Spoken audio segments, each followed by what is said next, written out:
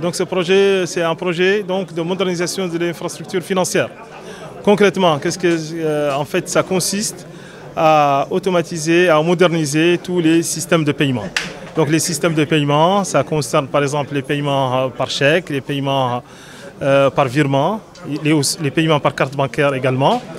Et pour bientôt, on espère, Inch'Allah, en Mauritanie, les paiements par téléphonie mobile, les transferts de fonds par téléphonie mobile.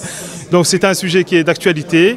Donc c'est la digitalisation des paiements et l'intégration des systèmes de paiement pour une meilleure sécurité, pour une plus grande fiabilité des transactions et surtout aussi pour une traçabilité qui protège les citoyens, qui protège les consommateurs, tout en respectant tous les standards internationaux en matière de traçabilité et en termes de... Absolument. Il s'agit ici du lancement du projet d'appui à la modernisation de l'infrastructure financière.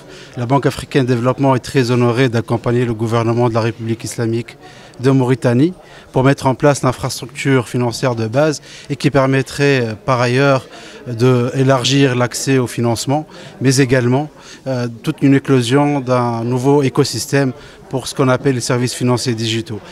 Ce projet donc, vient en point nommé parce que la République islamique de Mauritanie amorce un tournant important dans son histoire de développement économique et mettre en place une pareille infrastructure financière permettrait d'accélérer, fluidifier et améliorer les échanges des flux financiers entre les différents opérateurs économiques. Pour nous, un système financier, un système bancaire en particulier, il s'agit de l'aboutissement d'une vieille doléance.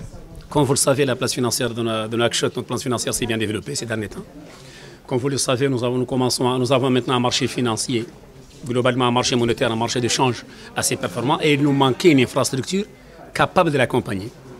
Cette infrastructure verra le jour avec ce projet. L'inclusion financière, qui est l'un des soucis de nos dirigeants, de tout le monde, trouveront ici les vecteurs qui permettront à tout le monde de bénéficier des services financiers.